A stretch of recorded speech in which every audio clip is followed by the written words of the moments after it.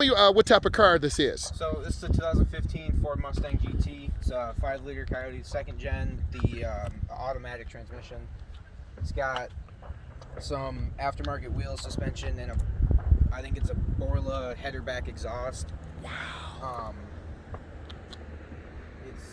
I really enjoy it. I mean, it's a stock car, but it's still a lot of fun for me. I mean, I'm only 17, so I get a lot of enjoyment out of it. So tell me, for driving, what tips could you give beginning drivers driving and maybe driving a car like this?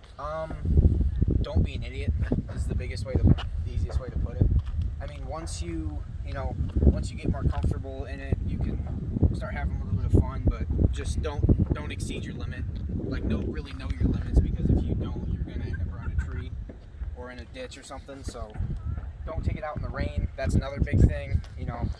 I mean, these are street tires, but if you've got a pair of tires that aren't meant for highway use, Mickey Thompson's, Hoosier Slick, stuff like that, you're gonna end up in a ditch because there's no way to get the water out from underneath the tires. Brakes. I mean, you have to be really smooth with the brakes too, because as you can see, they're big old brakes and they're not really.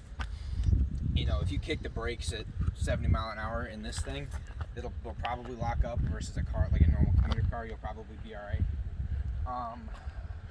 What have you learned to respect about speed? You mentioned kicking the tires. If you're not careful, you'll go around a tree.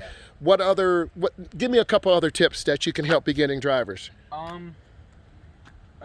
Know the length of the car too, because the front end is a lot longer than, unless you're starting out on a truck, which I did for a little bit.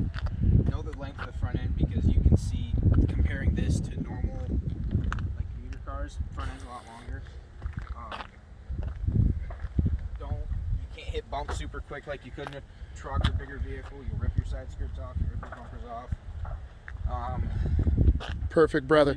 Pay attention to your speed when you're getting onto the freeway and everything, because I mean, you'll catch yourself up 80, 90 mile an hour just like that. So I really appreciate you sharing this. It's awesome. Thank you.